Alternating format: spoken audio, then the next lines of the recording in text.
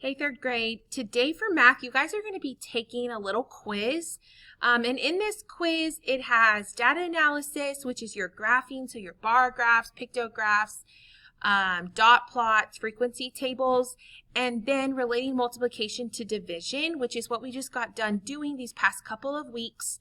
So this is going to be a major grade, so I want you to take your time. This is all that we're going to be doing today, and there are 10 questions, okay? So it's not that long, but I definitely want you guys to be taking your time. And then at the beginning of every question, you have something that says number 1 and then oral admin, and then there's like a little video. You can click on that video and it's going to read the question to you.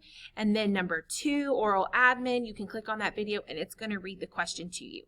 If you guys send me a picture of your work, so I want to see a picture of your work for questions 1 through 10, I will give you guys 10 bonus points on this assignment. So you can make up to 110, or maybe it'll just help you get a better grade if you needed some extra points. So that's what I want you guys to do. Take your time today. Don't rush through it. Send me pictures of your work, and I have to see pictures of your work for all 10 questions, or you're not going to get the bonus points. And I'll give you 10 extra bonus points on your grade today.